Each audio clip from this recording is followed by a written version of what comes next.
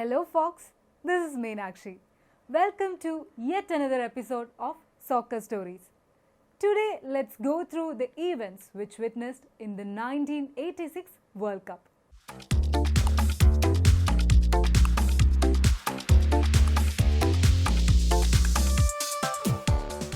The last-minute change of venue did in no way hurt the World Cup.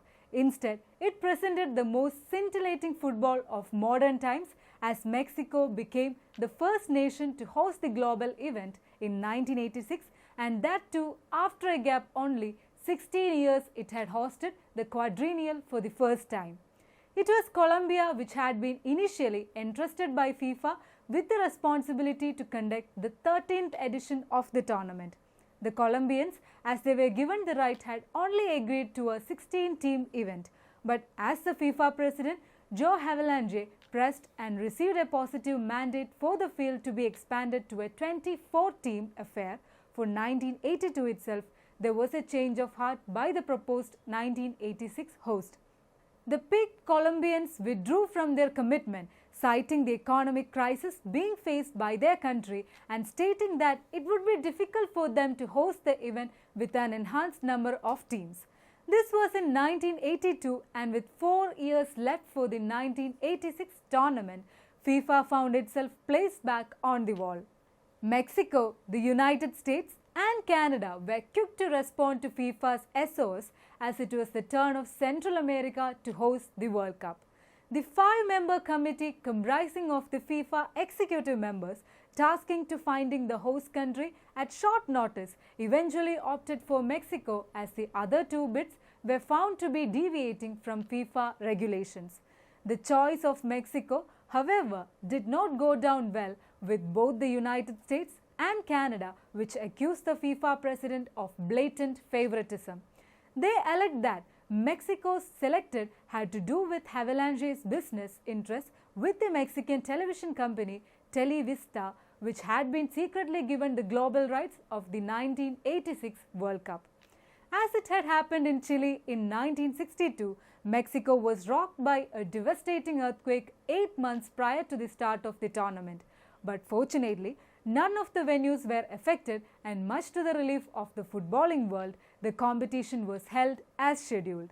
The tournament followed a different format than in the previous years, with the 24 teams divided into 6 groups instead of the usual 4. The top 2 teams from each group plus the 4 best third-place teams qualified for the knockout second phase. The round-robin league in the second phase thus came to be discontinued.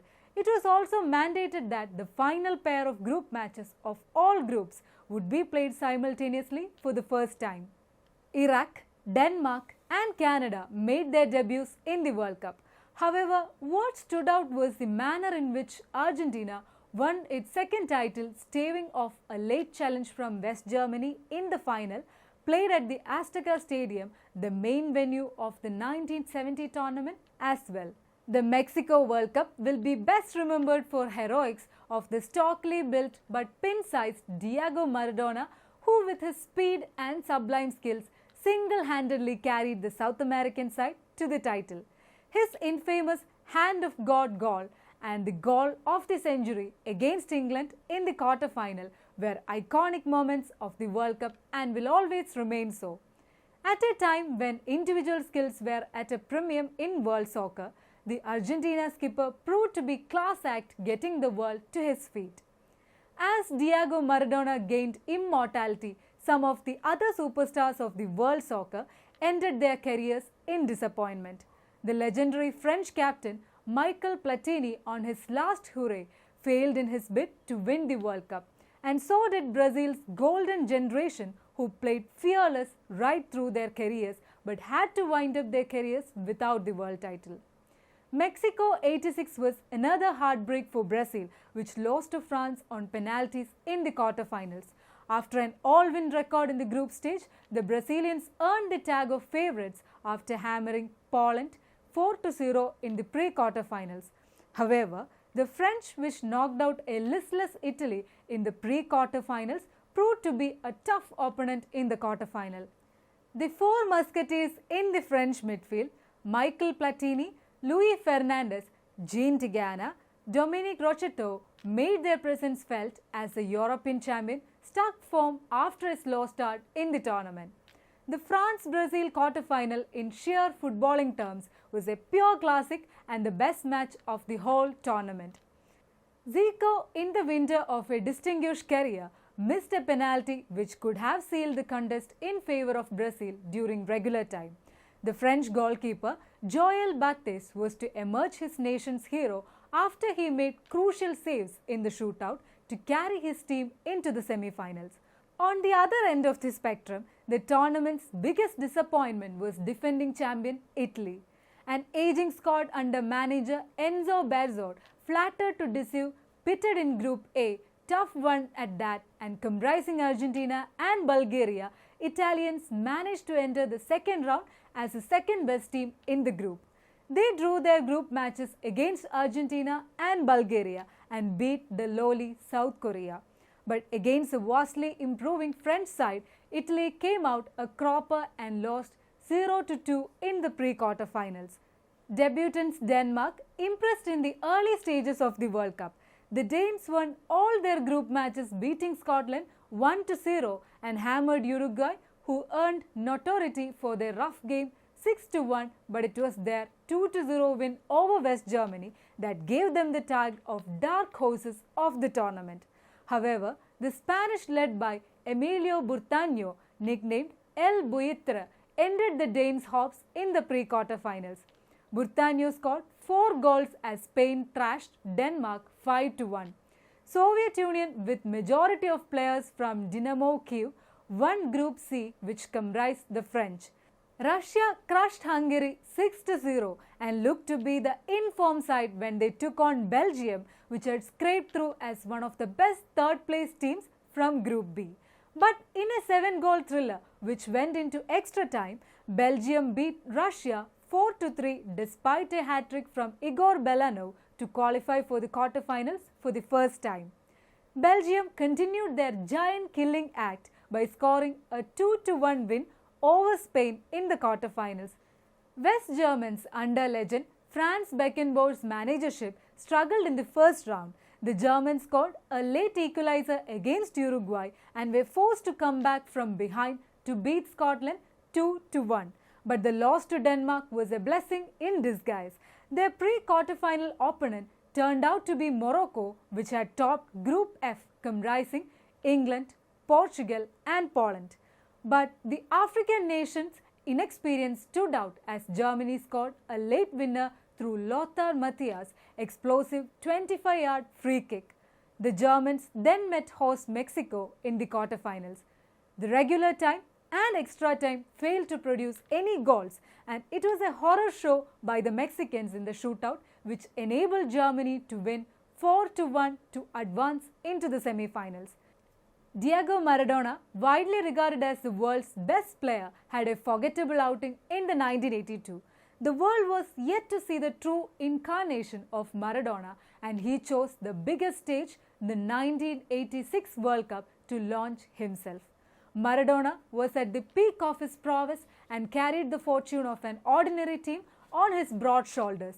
Argentina progressed as group winner from Group A with wins over Bulgaria and South Korea. They shared a point with Italy, with Maradona scoring the equalizer. Argentina then prevailed over Uruguay by a solitary goal in the battle between South American giants to set up a quarter-final clash with England. England had an indifferent start to the competition. They lost to Portugal by a solitary goal and drew goalless against Morocco. To add to the woes, English captain Brian Robson dislocated his shoulder and was out of the World Cup. England had an indifferent start to the competition. They lost to Portugal by a solitary goal and drew goalless against Morocco. To add to the woes, English captain Brian Robson dislocated his shoulder and was out of the World Cup. England stared at elimination when they met Poland in the final league match. However, a hat-trick by Gary Lineker helped England qualify from the group behind Morocco. In the pre-quarter-finals, England crushed Paraguay 3-0 with Lineker scoring a brace. The quarter-final clash against Argentina was the first between the two sides after the Falkland War, and there was no love lost between the supporters of both teams. Argentina had more of possession and chances in the first half, which is goalless. However, the second half was eventual, with two of the most talked about the goals in World Cup history. In the 51st minute, Maradona cut inside the English half from left and passed to Jorge Valdano. Steve Hodge, the English defender, intercepted and tried to hook the ball clear but ended up miscuing it. The ball ballooned into the English penalty area and Maradona had continued his run into the box, anticipating a 1-2 from Valdano, and he reached the ball before the charging English keeper Peter Shilton and with the outside of his left and flicked it over the goalkeeper. Neither the referee Ali bin Nazir of Tunisia nor the linesman could detect Maradona's misdemeanor, and the goal was allowed even as the English players and Shilton protested. 4 minutes after the hand of God goal came to the greatest individual goal of all time. After receiving a pass from Hector Enrique inside his half, Maradona began a 60-yard run passing 4 English players, Peter Beardsley, Peter Reld, Terry Butcher and Terry Fenwick, and Saul Peter Shilton, the dummy, before slotting the ball into the empty net. However, England rallied and put tremendous pressure on Argentina. Gary Lineker headed in a cross from Barnes to reduce the margin in the 81st minute. Argentina held out for a 2-1 win and met Belgium in the semi-final. Belgium bore the brunt of Maradona's brilliance as the Argentinian captain scored another superb individual goal. Maradona's brace took Argentina to their second World Cup final. Joël Batz, who was the hero of France in the quarter-final win over Brazil, turned out to be the villain in the semi-final. The goalkeeper let in an Andreas Brehme free kick to give Germany an early lead. The German defense withstood a barrage of attack from the French, and Rudi Völler chipped over Batz in the stoppage time as Germany made their second consecutive appearance in the final.